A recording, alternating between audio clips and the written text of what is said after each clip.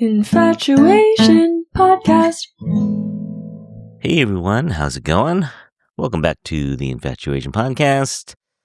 Again, a little bit of hushed tones today. I'm recording a little bit after hours, and it's a school night. Yes, we are getting back to school. Well, at least my daughters are.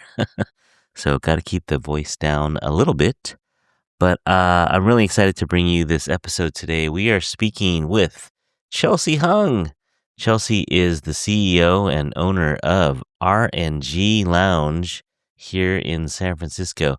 If you are from the Bay Area and you are thinking of taking out-of-town guests to a restaurant in Chinatown, or you just want a classic Cantonese seafood style meal, R&G Lounge. For years and years, R&G Lounge has been the place. My relatives swear by it. I love it. You've heard me mention the salt and pepper crab when we did our favorite Chinese food dishes. It is superb. So when I heard more about Chelsea's story, I really wanted to bring it to you. She is a second-generation restaurant owner. She is a former Miss San Francisco Chinatown, also a Lowell High graduate. So I wanted to come down there to speak with her. So we recorded at R&G Lounge, and we actually stayed for lunch. However, we are not sponsored. This is not an advertisement, but I love Chelsea's story, and I love R&G Lounge. Before we get to our episode, I wanted to read an email to you. Again, if you write into infatuasianpodcast@gmail.com, or you can fill out the form on our website, I will read your email out loud. So here's one from Peggy. Dear Curtis, I've just discovered your podcast, and I am, infatuated. I'd love to pitch myself, a 20-plus year-long jewelry maker whose jewelry has been seen on dozens of TV and films worn by Top Chef host Kristen Kish, etc. But I'm actually writing because I'm currently obsessed with a new corner store in my neighborhood, Konbini, San Francisco. You can find it at Konbini SF on Instagram.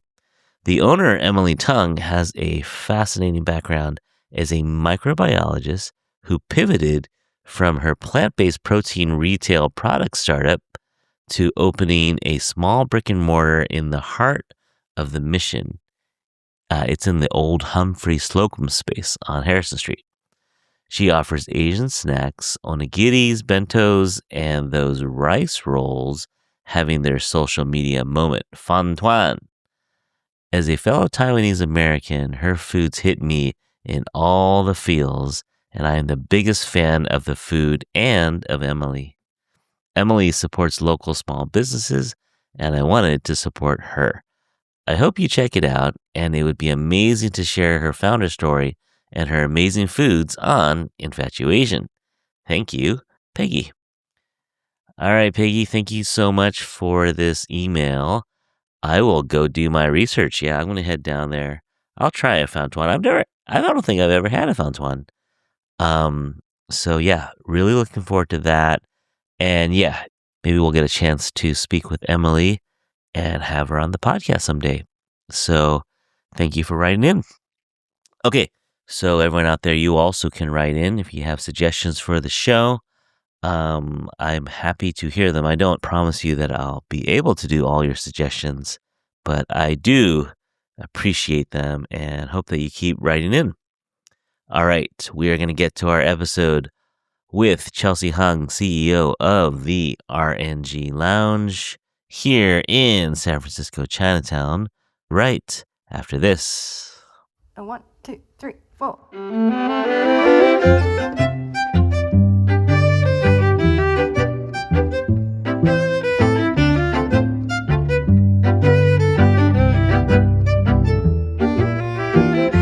Hey everyone, today we are on location again in Chinatown, one of my favorite places to record, but we're in a special spot.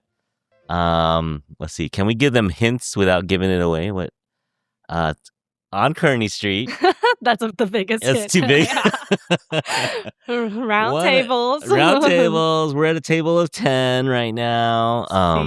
Seafood. If everyone out there, you'll guess right away. If I say if you have out-of-town guests who want a classic Cantonese Chinatown meal, this is where you go, right? Exactly. We're at R&G Lounge, San Francisco. I'm Kearney. And we're not here just to eat. We're not here just to promote the restaurant. We're here speaking with owner, CEO, Chelsea Hung. Hi, thank you for having me. Of course. No, this is exciting. This is not an advertisement. We're not sponsored. She did not invite me. I invited myself down here. So we're just doing this because I think Chelsea has a great story. And it's a real Chinatown story. It's a real San Francisco story.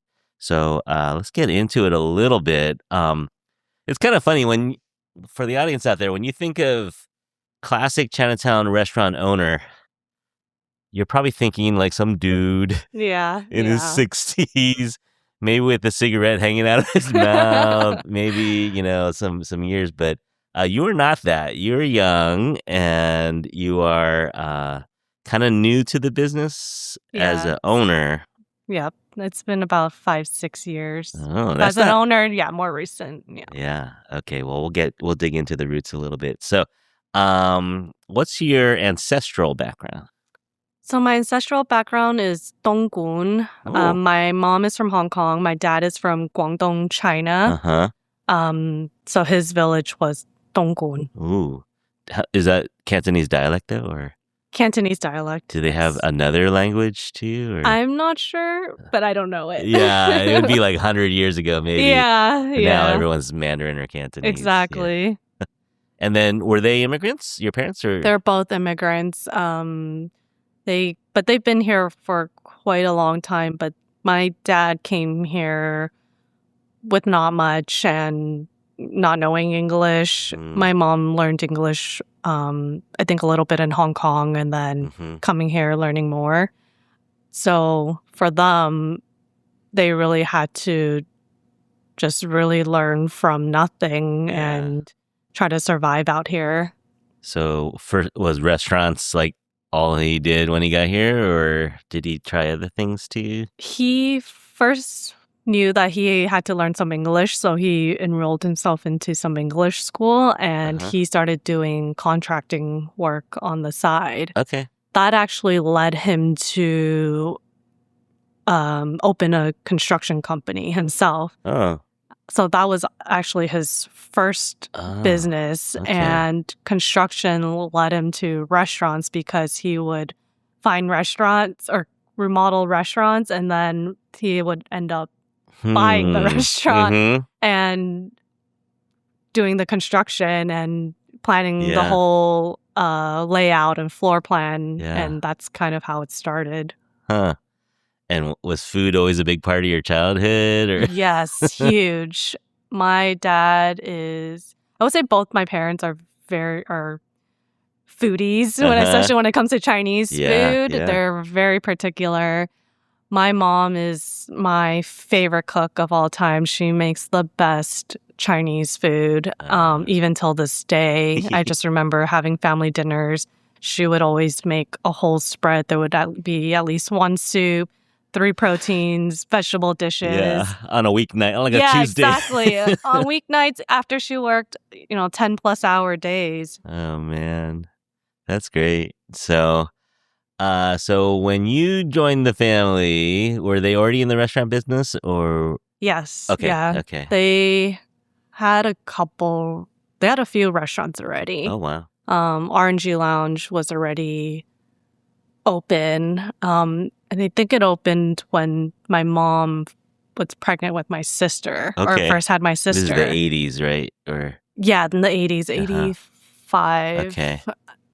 And then with Washington, she just Washington had my Bakery and Restaurant. Yeah, Washington Bakery and Restaurant. She just had my youngest brother. Okay. I don't know how she did it. How do you? Yeah, well, we'll talk about you in a second, but that's a lot. That's a lot. And this space that we're in was the original location, but it didn't look like this. Yes, so we're in the original location. We've been in the same location for 40 years, but when they first started, it was only the basement level, one floor. the other levels were different businesses and office Okay. spaces. And Okay. eventually Yeah. they've taken over each floor as we expanded. Your dad's construction background came in handy. Exactly. Okay. So he just wanted to get into the business. So with R&G Lounge, before it was R&G Lounge, it was a restaurant in the basement downstairs. I believe it was called Ruby Palace. Mm-hmm. And they called my dad to do construction for their restaurant, to remodel it into, I think, office space or something other than a restaurant. So my Mhm. dad came to see it, and he looked in the kitchen and thought the equipment was still relatively new and the space was great. And he said something along the lines of, how about instead of you paying me to do this work, I'll just pay you and buy your restaurant. So Wow. yeah, that's just Just kind of made how him an it, offer. yeah, That's- that's just kind of how it started. Yeah. Okay. So he had known the restaurant owner a little bit, maybe. Yeah. I think so, Okay. yes. So maybe he knew that he wanted to get out. I don't know all the details, but Huh. That's a bold move, though. So no actual running a restaurant experience. no, I believe, yeah, R&G was the first, I believe. And then and besides Washington Bakery, there were actually multiple restaurants in between too. Oh, really? Yes. Wow. So you just got the bug, the Yeah. entrepreneurial bug. Majority of the time it would be he would find a place, he thought it had potential, he would do the construction, the floor plans and everything, make it to whatever restaurant they wanted it to be, and then my mom would run it. Yeah. Okay. So it was a team effort. Yeah. And then you guys came along. It's like, all right, more hands on deck. Yeah, I spent a lot of my childhood working at Washington Bakery and restaurant the most. I would go out there since I was a kid. I would host. I would do, like the office work. I would work the register. That's how I became really good at math. Okay. There was no, automated calculations at that time. Yeah. And then I would sell bows at the bakery. You weren't folding 1-ton or pot stickers or? No, I wasn't in the kitchen yet. Okay. They probably thought it was So you're too risky. front of house, yeah. More front of house, Okay. yeah. But I did always sneak into the bakery and just to see what they were doing. It was always really interesting. So that's like your playground. It was, yes. And then it became where I would tell my mom, oh, yes, I would want to work today just so that I can go to Chinatown and meet up my friends later and go Did you go hang to school out. around here? Or? I went to Chinese school right above the old McDonald's in Chinatown. I played a lot at Portsmouth Square at the Chinese playground. Yeah. A lot of my upbringing was in Chinatown, even though I didn't live here. I lived in the Richmond district at the time. Okay. Huh. So yeah, this is your stomping ground for sure. Yeah, there's definitely deep roots here. Yeah. The significant connections. Yeah, that's cool. Okay, so you're hanging out in the restaurant. Did you like it? Like, I know a lot of restaurant kids are kind of like mixed. So you're like, yeah, I liked it, but it's also kind of like we didn't have a choice. Growing up, it was fun. Okay. I did enjoy it, but fast forward when you're actually the one running the restaurant, that was really different. I couldn't say I got in and immediately loved it. It really was truly eye-opening. A lot of trial and error. Being on the other side, it was for the first time, it was like being thrown into the ocean without being taught how to swim. And you definitely realize how emotionally, physically, and mentally demanding this industry is. Yeah. Let's get into that in a second. Yes. Let's flash back. So you go to school at Lowell High School, San Francisco. Go Cardinals. Yeah. See, I'm so old. We were the Indians when I was. You went to Lowell too. Yeah. Okay, so when you were in high school, though, looking at college majors, what were you thinking? At the time I was undecided, but I think I always knew I wanted to do something in business, not necessarily running my parents' restaurant. But you did like numbers. And yeah, you're like, I was always into numbers and business. So I went to UC San Diego. I studied management science, which is like econ, and I minored in accounting. Thinking you would do what? Like corporate something? Probably, yeah, something corporate. It was just a little bit more general so that I was able to see, what kind of career path I wanted. But the plan wasn't Chinatown. No, it wasn't in the plans. It's not something I really even thought of when I was in college. Yeah. Well, you hear that a lot. Like, do you know a lot of restaurant kids? I know a handful. Yeah, I know too. a handful. And most of them don't really want to go into their parents' business. Yeah, from friends, from restaurant kids, they all thought I was crazy. Like, why would you? Like, you have a great job. Like, why would you do this to yourself? That's kind of a classic. I don't know if it's a sad story or a good story, but like you'll have this generation who maybe they didn't go to college or so they just worked in the restaurant their whole life, owned a restaurant, successful, raised a family. But then the next generation goes to law school or goes to business school, and they don't want to come back. And it's kind of sad because you want the legacy to continue, but also the reason why you put your kids through college and stuff is so they don't have to do restaurant work. Exactly. I'm not sure if my parents even considered that I would come back to even run their restaurants, considering, I went to college and they probably didn't want me to be as sunful, like, have to go through as much strenuous work as they did. It is hard, yeah. And even Chinatown too, if kids live here, like my mom grew up here, and then when she moved out, she didn't really bring us back that much. Yeah, I think a lot of people who grew up and were raised in Chinatown want to get out of Chinatown. A lot of people here grow up in SROs, single resident occupancy, really small rooms with shared kitchen and living spaces, and a lot of immigrants here who came here with nothing and really didn't have too many choices of a job. But people who have built a business out here, especially legacy business, the constant story I hear is that they have to make the tough decision to close or sell their business because their next generation won't take it over. And it's really unfortunate. It's like, I understand, but it's also really unfortunate. It just happened to Sam Wall, right? Like, he wanted to pass it on. The kids were like, no thanks. I mean, luckily someone else, they sold it, but luckily the recipes are still preserved. It feels like it's passed on. All right, actually, side topic, Miss Chinatown pageants. Miss Chinatown pageants. Miss SF Chinatown 2016? Wow. It's been quite a long time. But the Miss Chinatown pageant's been a really significant part in my life because I've watched it since I was 5 or 6 years old. My mom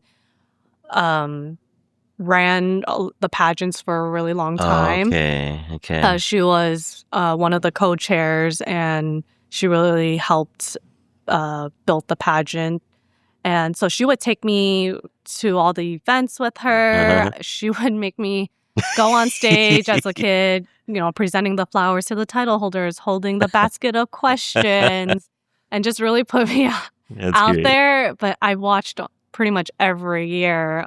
So I grew up really immersed in that world. And I met so many incredible women through that organization and so many role models. And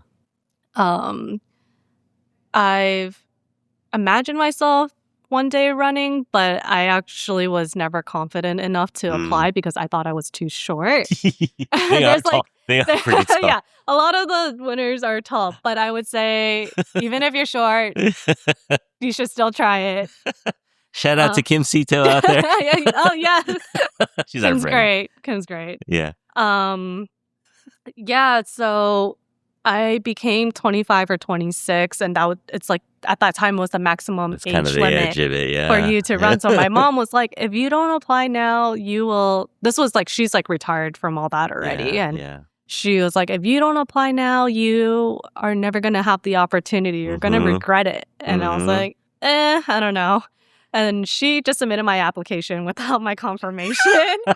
Just in case. Yeah. So then that was that. But it did end up being one of the best decisions.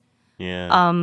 Because I met some of my closest friends through pageantry, girls who I still talk to today, some of the most talented and smart and successful people, and who really care about their communities. Yeah.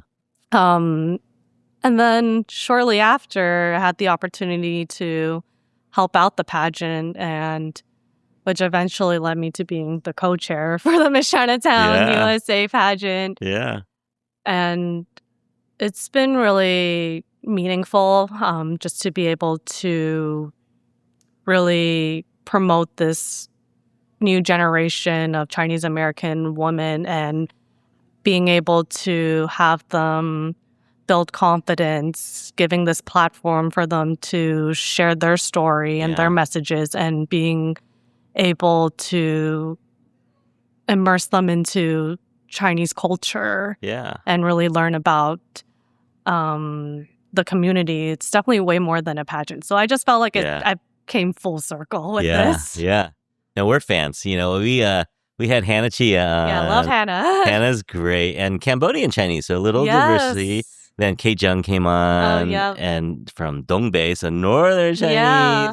So it's kind of cool to hear these stories. And the winner this year is from Hawaii. Yes, and it's been a really long time since Hawaii has taken the Miss Chinatown USA crown. So it's cool. It's just, you know, like I knew about it growing up because once in a while one of your friends will run for it. And like, what is that? It seems so old-fashioned.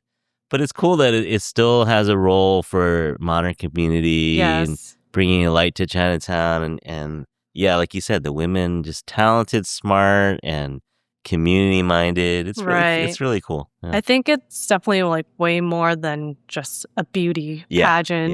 It really is able to showcase, like, beauty is more on like who you are, how you carry yourself, you know, what you contribute. So it definitely gives you a platform to showcase that. And we had Catherine Liang on Miss San Francisco. Love Catherine too. Also a great advocate for Chinatown. Yes. A really good local girl. But you know, like those pageants for the longest time, you know, weren't really available for Chinese American girls. And so in the 40s and 50s and 60s, you know, like, so Miss Chinatown was the pageant that they could participate in. So, next year's the 70th year.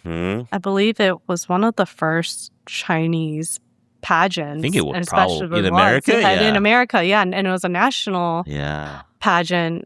Definitely, there's like so much history there, and there's so many traditions that are still being kept, but still trying to keep up with times. Yeah, no, I love it. All right, so we're going all over the place a little, but so you go to college, you graduate. Did you head to New York right away, or? I didn't. So I came back from college. I put my accounting degree to use, and I ended up in public accounting, which led me to auditing. Okay. And realized I didn't like super that. Exciting. Realized it wasn't for me. And I had the opportunity to join a finance team in a startup tech company. And it was during the time where the startup tech world was just amazing at the time. Sure. And so that was a huge change. But it was one of probably the best professional experiences of my life. Just worked with so many incredibly smart people, learned so much on using different systems, and just like the culture there was really amazing. After that, the real reason I moved to New York was actually for a guy. No. I was just fortunate enough that the company allowed me to transfer out there. Okay. And I've always wanted to experience New York, but Sure, it just gave me more of a reason. Why not? Yeah. And, well, that guy's my husband Okay, now, all right. so Happy ending. All right. it was worth the move. Okay, you know what? Sometimes you got to do what you got to do. Yeah, it was just taking a leap of faith. Yeah. All right. Happy ending. That's good. So, but was the job enjoyable or was it? The job was enjoyable. I really loved my team, but eventually it did get acquired by Square, so it ended up being, very corporate. Very corporate, yeah. So that was a little bit different, but it was I still enjoyed the job. I didn't really have plans to leave soon. But then, my mom calls me and she says she wants to retire. She's tired. She was running Washington Bakery. She was running Washington Bakery, and she wants to sell the restaurant. It made me kind of sad because it's been around for, over 20 years. It was probably one of the restaurants I spent most of my time at. So there was so many memories there. And I just wasn't ready to let that go. Yeah. And that's more of the classic pastries, and what else did they have there? So it was like a 茶餐厅 and so wanton-min, 猪扒饭. Yeah. Actually, my favorite. Yeah, Those Hong are Kong cafe. That's my style. favorite. Yeah. Okay. And maybe I was a little crazy or a little naive, but I just didn't really think too much about it and kind of just thought, oh, I can always get a 9-to-5 job again, but I will never have this opportunity again. Once it's gone, it's gone. I mean, you're not wrong in a way. Yeah. But I mean, I really just didn't think too much how much actual work. Yes, it would have been how much I would have to sacrifice, how I honestly didn't really know what I was stepping into. It was like my parents built this. It's such a big part of the community. It's like a legacy business. And there's already so many businesses in Chinatown closing. Yeah. Let me just give this a shot. And what year was this? This was 2018 or 19. Kind of right before a pandemic. Exactly. So that just, that was a whole nother journey. No one saw that coming, but yeah, so he's taking over, right? Yeah, so I basically just packed my bags and came back and just went full force into it. And I honestly had to learn through a lot of trial and error. Wow. And then working with majority immigrant employees, which is not something I was used to in tech. And I think your mom said your Canto wasn't even that good. Yeah, it wasn't. It's still a work in progress. Yeah, a work in progress, but it's definitely gotten a lot better. And then COVID happens, and there was just so much uncertainty that there was times where, we didn't even know if we were going to make it, if we were going to survive. Moments where I couldn't even pay myself because I needed to make sure my employees were paid first and the vendors and everything else was taken care of. Did you actually close for a while? Yeah, we did. We had to. Yeah. And then we were able to open for takeout for a little bit, but you're not going to survive through that. And I mean, luckily there was a lot of government assistance and things like that. But what really changed was being able to partner with nonprofit organizations to feed people with food insecurities. And that honestly made me realize how a restaurant can be so much more than food and a business. Than just a business. It's really it can contribute to so much more, and how it can really impact a community. And that's what I've taken so much from it. Yeah, that's a good story. I remember seeing things like that, because honestly, out of sight, out of mind. When I was growing up, like I said, we didn't come here that often, and so Chinatown I knew was always here, but I didn't know the stories and I didn't know the struggles. But then once the COVID hit, and then there was a little bit more of a spotlight on the recovery. And it was good. It was good to see and it's good to come back. So I think Chinatown over the past 5 years has been incredibly difficult, especially during COVID. Many businesses had to close. Yeah. There was no tourism. There was so much uncertainty. It was like a ghost town. It was like a ghost town. Weird. Yeah, it was really weird. And then I think what also just made it even worse was the rise of like the anti-Asian hate. Made that period even more painful. I mean, our restaurant even personally has been a victim of like vandalization because of that. Our windows was broken, graffiti. For no reason, just purely because. Yeah, purely because of this whole anti-Asian hate sentiment. So people were scared to come out. It did feel unsafe and people were scared to come out. So it was really like a ghost town.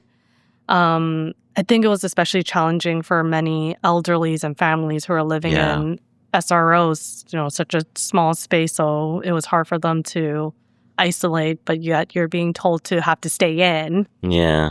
Many businesses unfortunately didn't survive and permanently closed. And a lot of those residents too, like they're kind of used to shopping daily for things. Right. And so just to take that away from them, that's their whole social life as well as how they survive. It's like really tough. So that was really, it was really a tough time. However, I think in the past couple years, I've seen a lot of momentum happening. Community organizations, city leaders, and local businesses have worked hard to have people come back. Yeah. Whether it's been having more events, more promotion on Chinatown, more attention to public safety. I think it's definitely changed a lot for the better now. And there has been a lot of tourism coming back conventions. So even local stuff. Like I was just here on Friday when we had Mahjong night on Waverly. Oh yes, the Chinatown night market. And the night market on Grand. And the mayor came by. He's been great. He's been really promoting and investing a lot into Chinatown, but not just Chinatown, San Francisco as a whole. And showing up, Exactly. Sometimes I don't know how he's at like 100 places at once. Everywhere. It's like, oh, there's the mayor. Oh, there he is again. It's great. You can tell he really, cares about the city, and it's really showing up in a positive way. Yeah, I think you can't just say it's one person because he's just one, but it helps to have definitely. A person in that position reach out and show up and give a shout out. Yeah, for sure. And I definitely have to give credit to a lot of the organizations in Chinatown. Yeah.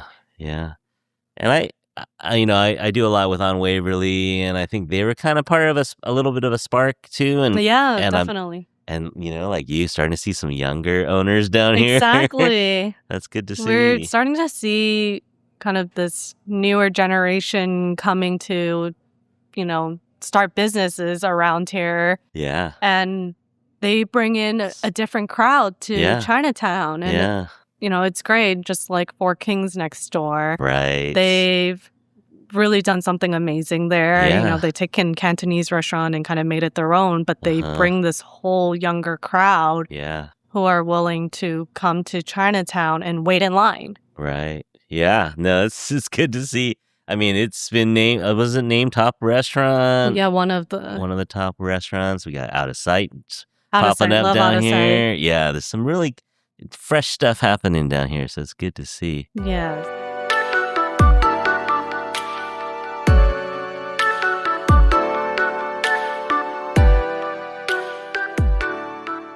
All right, but let's flash back 5-6 years ago. You got another phone call. This time from your dad. Yeah. So my dad and I had a talk. The manager at R&G at the time was moving back to Asia. So he wanted me to help out. Okay. So you were already doing Washington? I was doing Washington already. Okay. And I wasn't sure at the time. And but your siblings want nothing to do with this, or they? No, I have a sister and a younger brother, but they kind of do their own That's thing. fine, yeah. My brother did actually help me with Washington in the beginning, but realized probably it wasn't for him. And It's not for everyone. it really isn't. Yeah. You really need a lot of resilience, I Yeah. would say, to be in the restaurant industry. Yeah, for sure. So yeah, my dad had a talk, and I, rarely say no to my dad, and I kind of thought it was just more of a temporary thing. Mm-hmm. So I said, okay, I'll do it. And that's just kind of how it happened. Sorry, let me see. But more of a managerial or front of the house kind of role. Yeah, so I came in just to take over the manager's role. R&G is such an iconic and meaningful place to our family.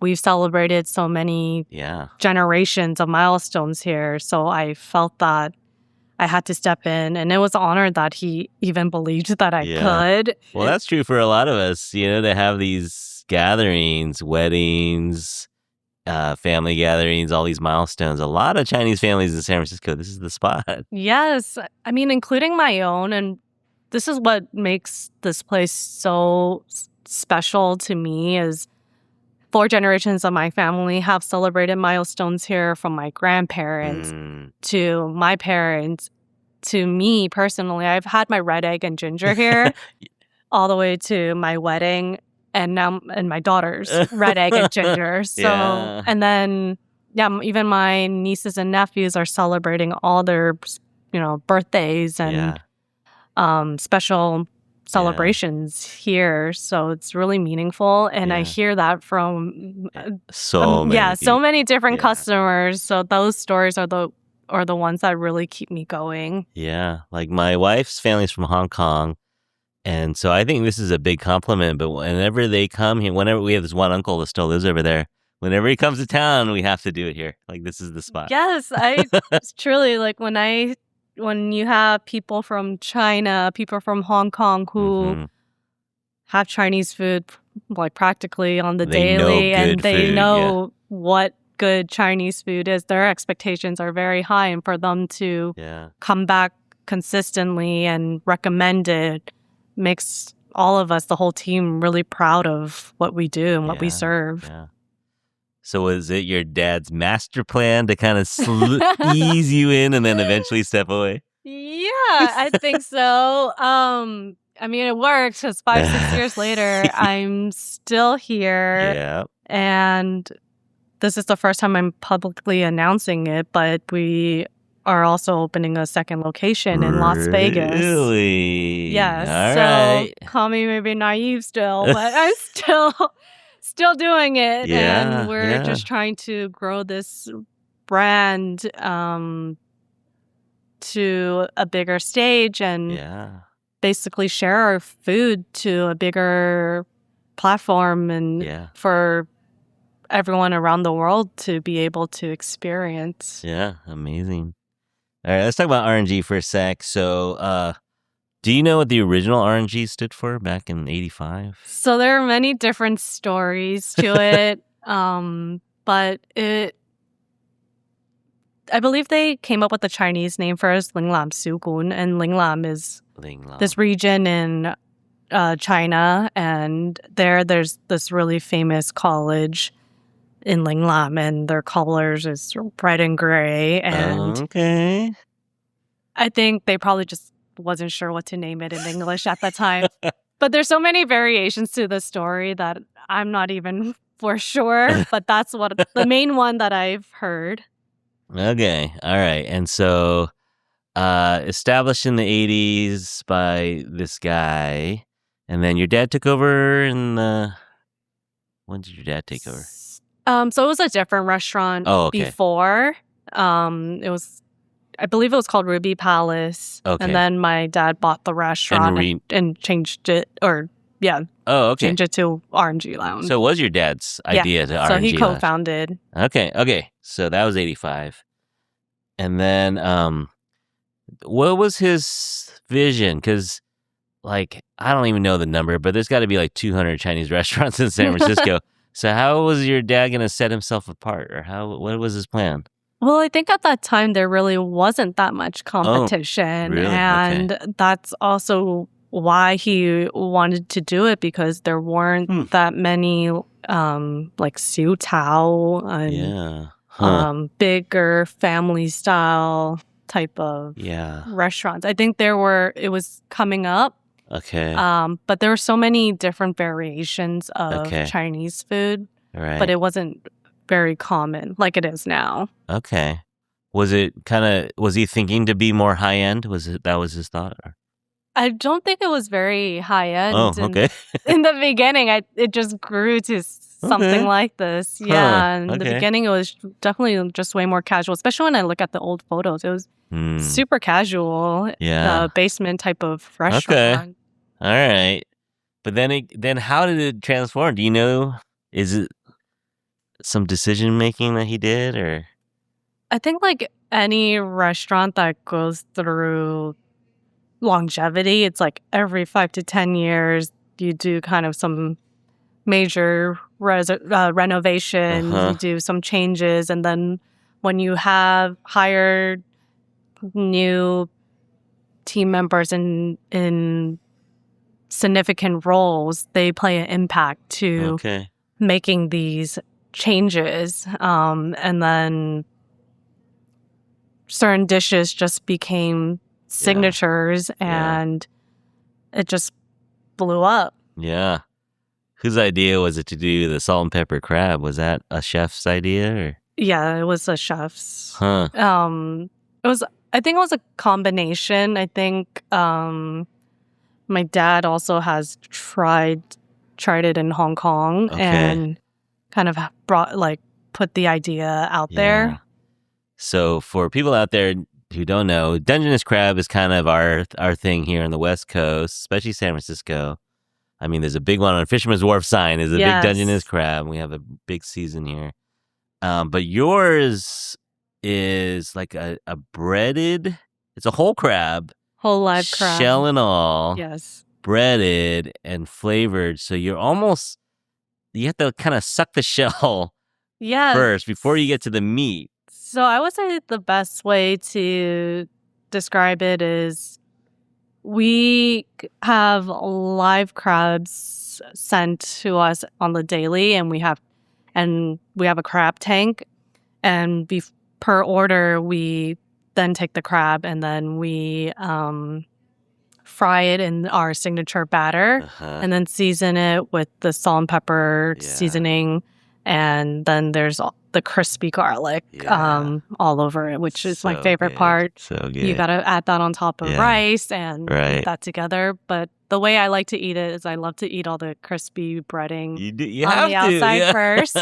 And I like to eat it over my rice so that it all anything that drops will go into my rice. And then I break it apart. It is pre-cracked. And then you take all the meat out and eat all the meat, and it's just super juicy, succulent. And we only use large crabs, so the meat's really good. So you're getting like a 3 pound or 2.5? Usually 3? 2 and up. Yeah.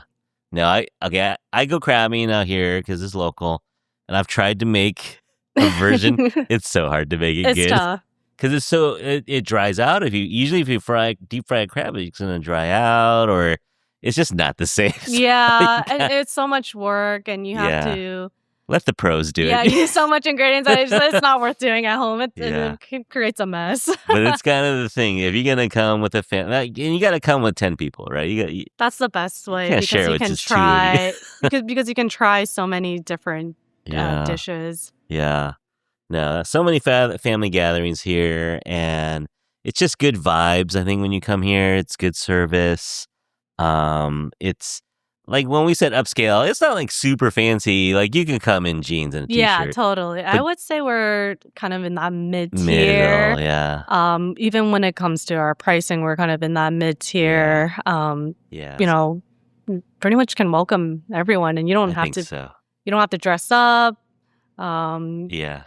But if you want to come for a special occasion and dress up, Yeah. it's not weird at all either. Right. Yeah. And you have bigger open rooms. You have smaller private rooms. We're in kind of a private room right now. Yes. So we have 3 floors. Our second floor is our main banquet room. And so we do a lot of bigger private events there. We have but a total of 3 private rooms. Yeah. All right. And also famous for lychee Martinis. martini. Besides those two, the salt and pepper crab, lychee martini, what's something on the menu that maybe people haven't tried that maybe they should try next time? So one of my favorite fried rice is the Golden Supreme fried rice. Golden It's like an Supreme. XO sauce fried rice, and they separate the egg yolk and egg white. There's like some salted fish powder on it, and it's just such an umami fried rice. Now, I don't even like eating rice, so Yeah. that one's my favorite. And the steamed egg and clams. So, and then the other more traditional dishes that I think that don't get as much attention is our drunken squab and our double boiled soups. So one of my favorite double boiled soups is the black garlic and spare rib one, and the morel mushroom and chicken. Wow. I think it really is a really traditional Cantonese soup and style, and we use so much high quality ingredients, and it's really comforting and nourishing as well. Now, are there some things that are only available certain times of the year, or? So we sometimes have Chinese New Year specials, but other than that, majority is available throughout the year, and then we do have some off-menu items that need to be pre-ordered. Yeah, okay, so you have to know someone. Yeah. All right.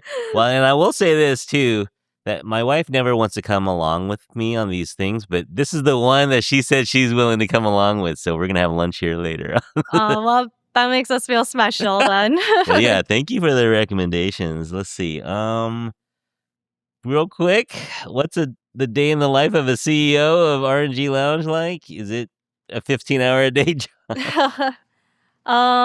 It used to be quite long hours, but now with trying to balance motherhood and running a restaurant and opening a new restaurant, it's a little bit harder to be here for that long. Though I am constantly like working on my phone, working at home. And thankfully I have an amazing team here who, a lot of them have been here for 10, 20 years who kind of run the show now. But my days really consist of a little bit of everything. I come in, I check the kitchen, make sure things are prepared. For the front of house, I go to each floor just to make sure everything is good. I chat with customers. And then I'm in the office a lot, doing a lot of like the finance, marketing, business strategy. And honestly, when it is busy, I do any role. I will bus tables if I need to. I will bartend. I will host. I'll answer the phone. I'll take orders. I've done it all. I'll help the kitchen if needed to. That's good for team morale and building too, I'm sure. Right. Yeah. I mean, really, when you run a restaurant, there is no job that is too big or too small. No job that's too big or too small. Yeah, that's cool. That's why I say Chief Everything Officer. Chief Everything Officer. Now, famously, Anthony Bourdain came here. Yes. Ali Wong likes coming here. She brought Padma Lakshmi. Any celebrities that you were kind of starstruck when they came by? The most recently is Eileen Gu. Okay. Yeah. Local girl. Exactly. Huge fan. So yeah, that's cool. Just so impressive. She's just so impressive. She was the grand marshal for the Chinese New Year parade. Yeah, so right. after she came to eat, and she sat in the room that we're sitting at today. Really? Okay. So we're in the Eileen Gu room. Yeah.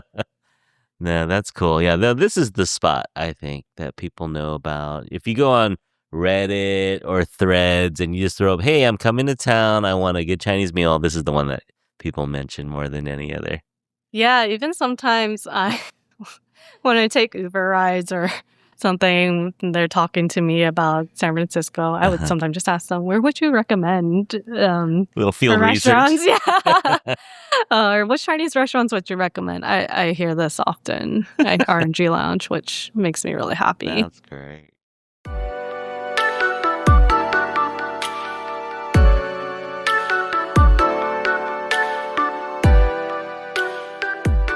All right, Chelsea, are you ready for our lightning round? Sure. All right, now you don't have to have short answers. They're short Okay. questions, but you can have as long answers as you want. What are your favorite spots to hit up in Chinatown? For drinks, I really like High Sweetie Tea and Treats, which is on Jackson Street. Okay. They have a really good like boba type of drinks. Yeah. For Chinese bakeries, my favorite is Little Swan on Stockton Street. Really? Yeah. Okay. And then iCafe on Waverly. That one's great. They have some things that you don't see at other places. Right. They're very clean Yes. and friendly. They're very friendly. Because sometimes I get my Chinese is total garbage, and so I get yelled at sometimes. You're trying to just order, and they're like, "What are you talking about?" Yeah. But they're very nice at iCafe. Yeah. I'm glad they have patience. They're very sweet. We order a lot from them here too. Oh, okay. We always get our staff afternoon tea, especially for busy days. So we order a lot from them. Oh, good. I think restaurant-wise, it always changes. But right now I really like ZNY Peking Duck. Yeah. And then I do have to give a shout out to House of Nanking, since Kathy's like the second generation. Yeah. She's really talented. And then a shout out to Four Kings next door. Speaking of Kathy Fang, like that's one case where her dad kind of looked over her shoulder Right, a little bit more. Yeah. Yeah, so No, you guys are second gen. That's cool. Yeah, we have some relatable stories. So I'm really impressed by what she's doing. And also with the team at Four Kings, newer generation, bring fresh energy and new customers to Chinatown. Really, yeah. No, it's been great.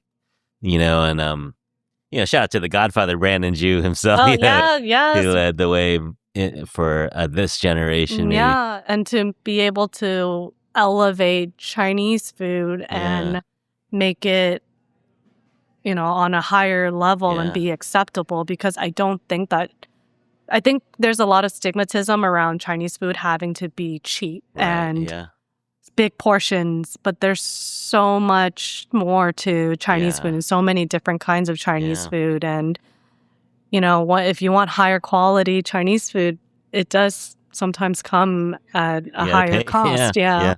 But now his disciples are, taking it to another level. It's great to see. Yes. Great to see. All right. I talked to someone who like kind of judges Vietnamese food. And so when they go to a pho place, they always get number one. They have to kind of test, it's like baseline for how good a restaurant. Do you have a dish that if you go to a random Chinese restaurant that you order to kind of see where they're at?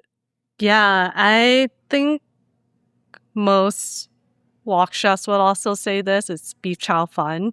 Okay. Now, wet or dry? Dry. Dry. It is pretty difficult to make a really good beef chow fun, even though it sounds so basic. Yeah. That's kind of how we test. That's the measuring stick. Our chow woks. Oh, even you for your guys. Yeah, like when we hire. Say, hey, whip up. Yeah. Gong Chow Hall. Okay. Yeah, I think it sounds like a simple dish, but it shows a lot about a chef's wok skills. Hey, and also beef dishes. I feel like a lot of restaurants, it's hard to keep get it tender. really good beef dishes. To keep it tender, but also not feel like an artificial texture, like chemical. Yeah. Yeah. Okay, that's good advice. But see, I'm a fan of the Sup Chow Hall. Like, I love Sup Chow Hall. I love it, but yes, the measuring stick is the dry for the wok skills. Yeah. But the gravy skills, maybe you got a different skill. Okay, very cool. All right. What is the best part of running a restaurant?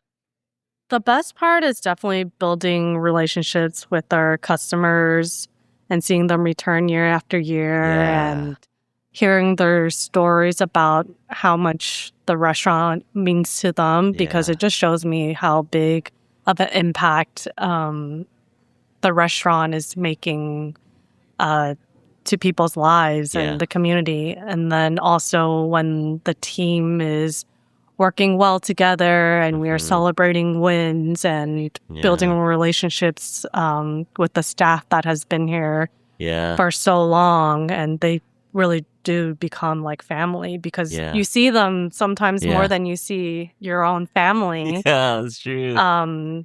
So you want to be able to really work well with them and just make them happy, right? Exactly.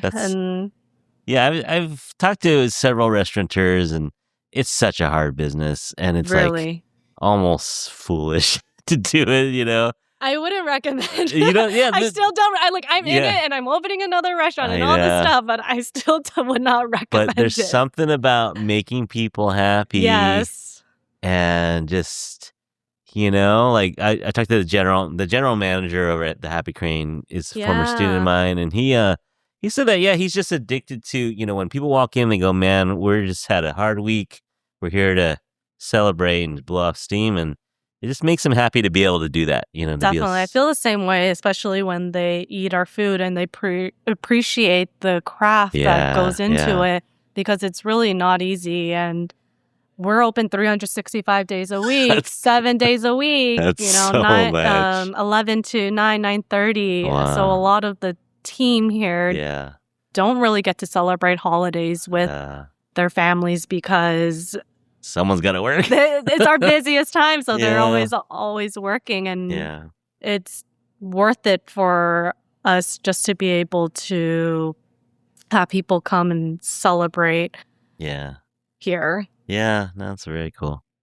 All right, well, our signature question is we asked our guests who their infatuation is. I think I can guess who yours might be, but Chelsea Hung, who is your infatuation? I would have to say my parents because I honestly wouldn't be doing what I'm doing. Literally. There's no way, or be who I am without them. I'm so grateful to have this opportunity to continue on their legacy. But just for funsies and a little more interesting, right now, my infatuation is with Zhang Lianghe. Have you watched Pursuit of Jade?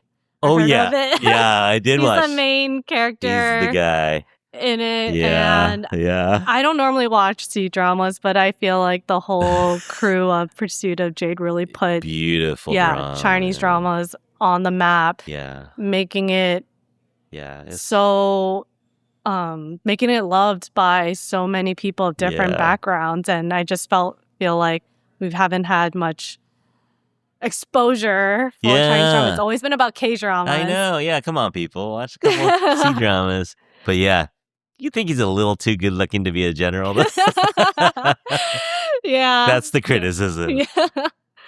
But no, that was it's just, the story, right? The acting, the costumes, the set, amazing. Exactly. And I feel that it really promoted Chinese culture and history and this new craze. Yeah. They're putting a lot of money into it. Yeah. It's good. That's fun. It's fun. Well, let's see. Shout out to social media and maybe when is the new restaurant coming? Yeah, so we're hoping to open R&G Lounge Las Vegas at the Forum Shops at Caesar's Palace. Caesar's, okay. Hopefully by the end of this year. So we're working really hard to get that going. And if you want to follow along in my journey with that, I'm starting a new Instagram page called @ChelseaIsFull. You can follow R&G at R&G Lounge and R&G Lounge LV. All right. Yeah. Thank you so much for your time. We're going to stay for lunch. Yes. Now, we're paying, though. No sponsorships here. We don't allow it. It's a very strict rule of ours. So But happy to do it because, happy to shout out the restaurant just because we're huge fans of it. I'm so glad. So thank you for being here. Thank you Thank for keeping it you. alive.